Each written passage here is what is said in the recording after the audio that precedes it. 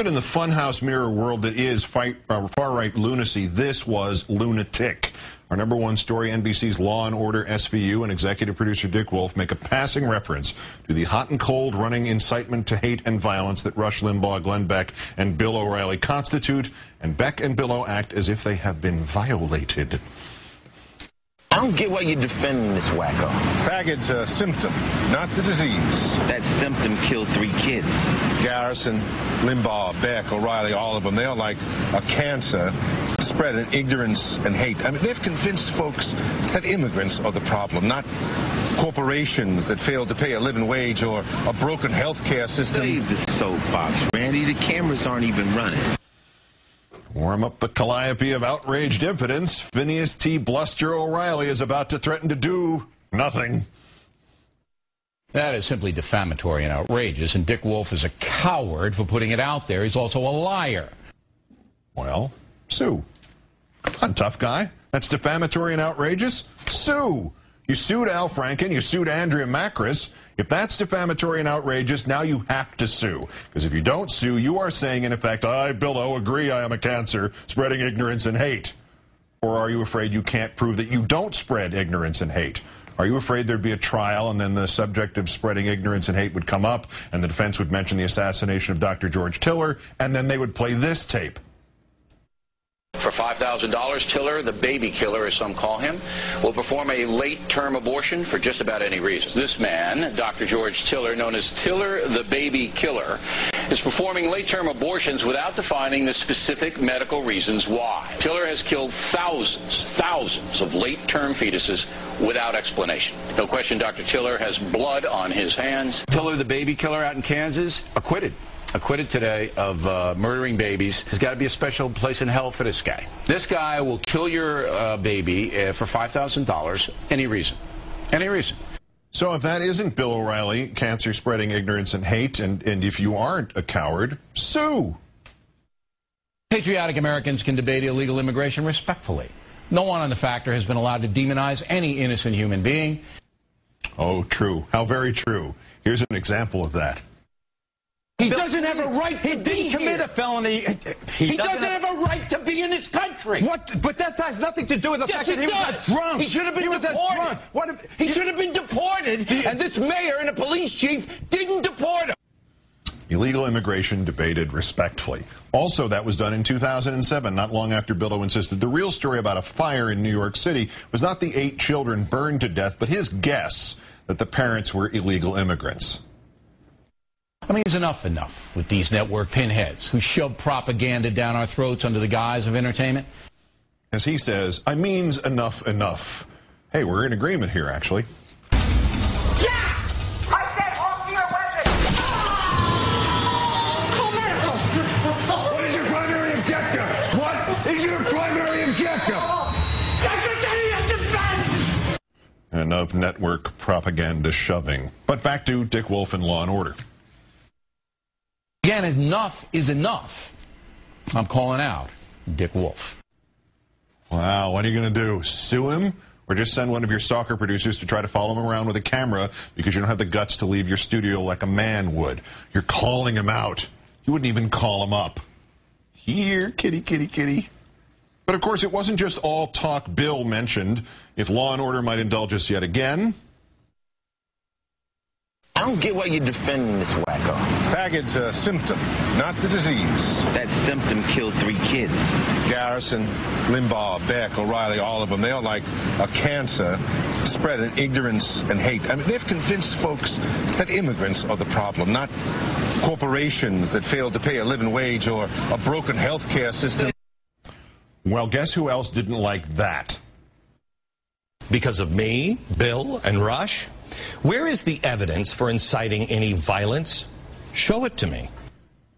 You got it, Sparky. Remember Richard Poplowski, who ambushed and killed 3 policemen outside Pittsburgh last April 4th, who told friends and posted on the internet that he was ready for the S hits the fan, the end of the world as we know it, because Obama was coming for his guns? That was Beck's favorite topic last March before he became a gold shill. What did Poplowski post to a website called Stormfront? He posted a link to this video. I told you that I was going to tell you about the FEMA camps or the FEMA prisons today. First of all, on the FEMA prison thing. You're concerned that there might be setting up these camps that verge on concentration camps. There's no evidence that I can find that they're actually set up. But I think there's a justified concern.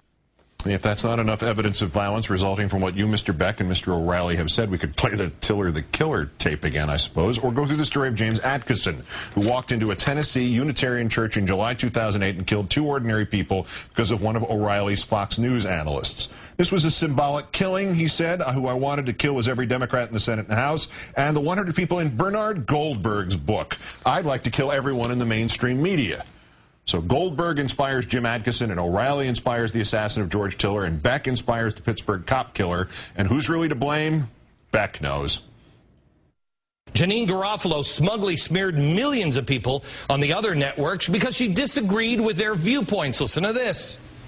This is about hating a black man in the White House. This is racism straight up. That is nothing but a bunch of tea-bagging rednecks.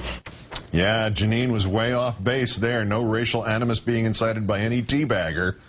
No racial hatred, not even from the teabagger-in-chief there. Everything that is getting pushed through Congress, including this health care bill, are transforming America.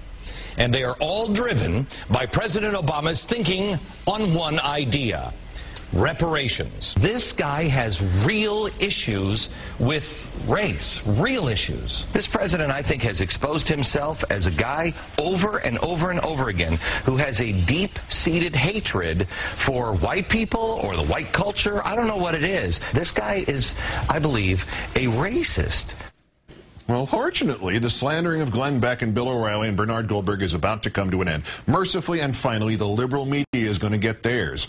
Having succeeded in making those on his side of politics look like the most gullible, paranoid folks on the planet by pimping those high school humor quality Acorn videos, a man named Breitbart, and again, the name seems to be meant ironically, is founding a website with which he will, quote, fight the mainstream media who have repeatedly and under the guise of objectivity and political neutrality promoted a blatantly left-of-center pro-Democratic Party agenda.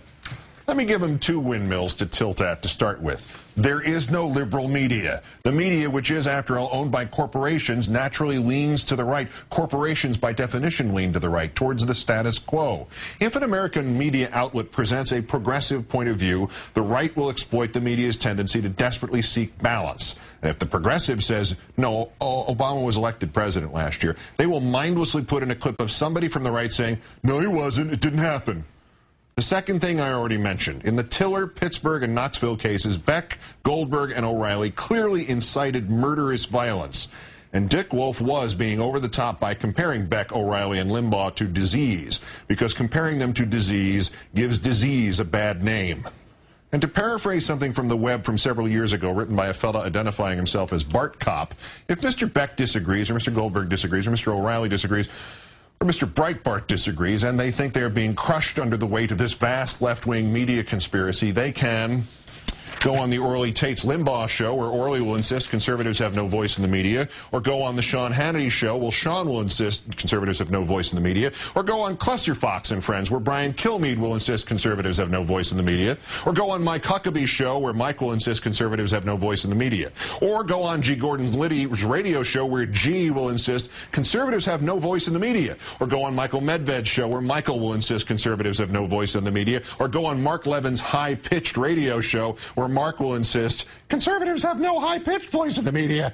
Or go on the Neil Bortz show, where Neil will insist conservatives have no voice in the media. Or go on the Lou Dobbs radio show, where Lou will insist conservatives have no voice in the media.